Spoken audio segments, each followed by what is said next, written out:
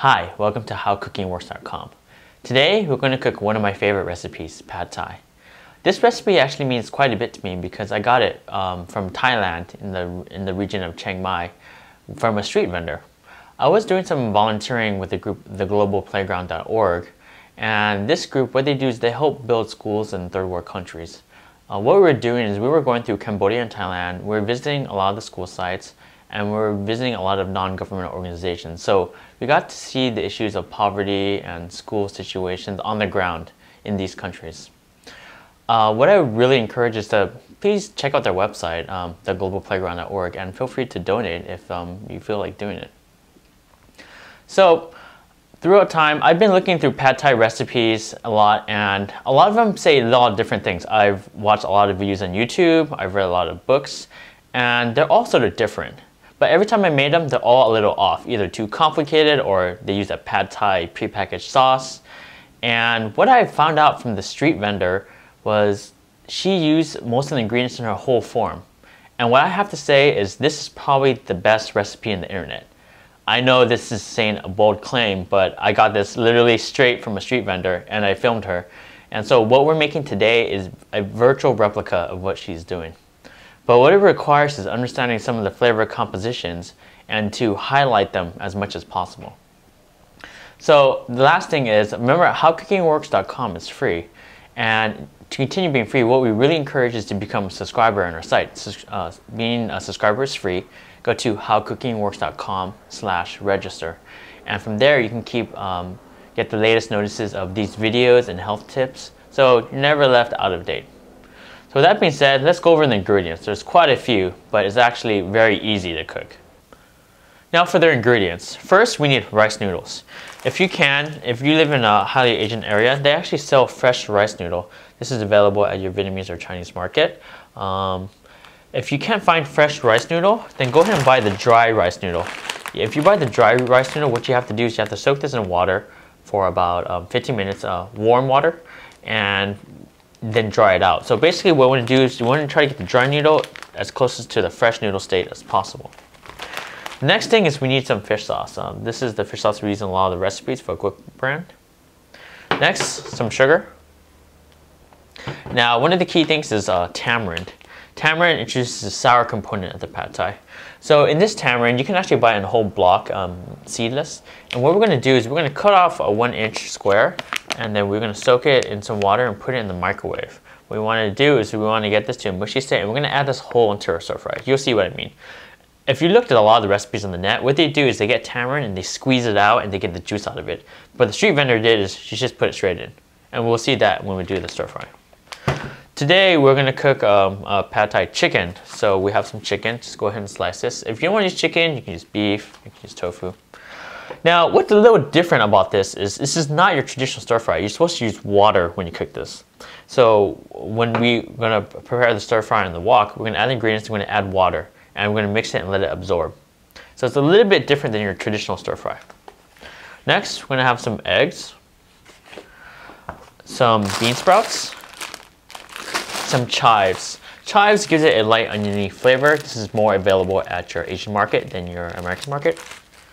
Now, here's one of the key things, the chili spice, right? So in Thailand, I noticed their chili spice is a little different. So this is actually one that I found in the States. It's the same one than the one that I brought home from Thailand. It's basically chili flakes, but it seems to have ground up lemongrass in it. So in addition to this, it's spicy, but it's not the pungent spicy. If you can't find this, go ahead and use regular chili flakes, but use it very conservatively because chili flakes are a little more pungent. Next thing we want to have is a lime. What the lime is going to help is with the acidity and sourness of the dish. And lastly, roasted peanuts. If you can, roast your own peanuts. It's healthier and it's probably cheaper. If you can't do that, then buy unsalted roasted peanuts. And we're going to crush this and we put it in the stir fry. So the only thing that's slightly complicated in this is we need to prepare the tamarind. And in the next couple of minutes, we're going to show you how to do that. But when we cook the stir fry, you're going to notice that this is going to be done less than 5 minutes. So what we're going to do is prepare all the ingredients, put it around the wok, and we're going to cook this.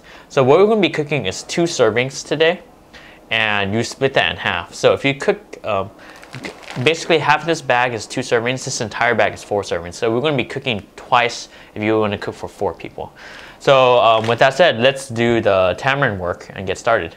So what we have here is some tamarind. What it is, I cut out a 1-inch cube. This is really gooey. And what I have here is a bowl, and I fill it with cold water. So the reason I use a bigger bowl is some of the water might go up. So we just want to make sure it doesn't overflow. What we're going to do now is we're going to put it in the microwave for 3 minutes. What we're doing is we're softening the tamarind. So 3 minutes. Now, yeah, after that we're going to wait. Come back. Okay, now we're going to take a look at this. And the bowl is hot, so be careful. The first thing we're going to do is we're going to grab a fork.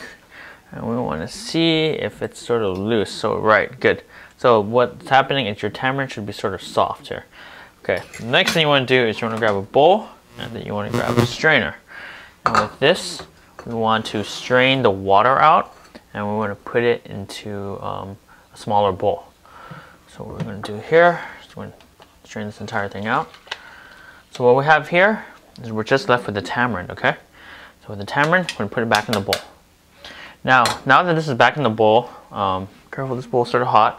What we're going to do is we're going to grab a pestle, okay? And with the pestle, we're going to begin mashing this. So when we begin mashing this, this is going to be used to as our tamarind paste when doing the pad thai. We only need 1 tablespoon per 2 servings. So if you're cooking for 4, you need 2 tablespoons. So you can put a 2-inch block there. So it's pretty simple, and just go ahead and mash this. Also, if there are any seeds, as they said, remove the seeds. I don't know why it says seedless, but for some reason there's always like a little bit, there's always some seeds in there. So with that, let's go revisit our preparation table. So here's our preparation table. I see here what we have is 2 tablespoons of fish sauce, 2 tablespoons of sugar, and 1 tablespoon of tamarind. So in Thai cuisine, what we want to do is get sweet, sour, and salty in balance. It's not exactly 1 to 1 to 1, but it's pretty close. The next thing we have is some lime. This adds more sour and acidity. We have the chili flakes. We have the eggs. We have 1 tablespoon of minced garlic. We have the roasted peanuts. We have water, chicken, beanstalk, chives, and rice noodle. So the key thing here is you want to get all these ready before you even start, because this dish is going to go really fast, less than 5 minutes cooking time. So as you know here, this is 4 ounces. It's about 2 ounces per person, so then we're making 2 servings. So with this said, remember, before we start on the wok, get all this ready, then we're going to get started. So out here, we're heating up the wok, and we want to make sure it's warmed up, so we're going to get some water. Sprinkle it in. I always warm it up, so this is already sort of ready. What we want to do now is add some oil. Olive oil is okay for this. Remember, have all your ingredients ready and available. So the first ones to go in are chicken, garlic, and eggs. So it's going to cook really fast.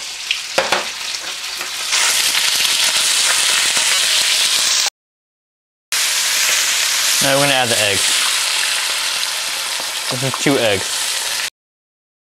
Add all the rice noodles, dump on top. Get your water, dump that in. That's going to be really important to do. So now it's going to be a little gooey, right? You see that? That's fine. When that happens, what we want to do is toss in the fish sauce, sugar, tamarind. And what you're going to do is you're going to need to mix it well. Okay, you know it's going to be done when almost all the water is gone. So what you want to do is you want to grab your beanstalk, you want to add it in now. Add beanstalk, add chives, right? Put that in. And what you want to do is get some chili. This is pretty spicy, so be conservative.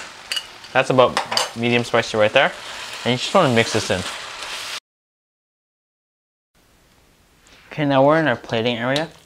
What I want to do is, when you cook this, this has to be served pretty quickly. This doesn't really go well the next day or even like in a couple hours. So with that, what you want to do is grab some peanuts, garnish it on top. Hopefully today you like what you see. So bon appetit, and we'll see you in the next video.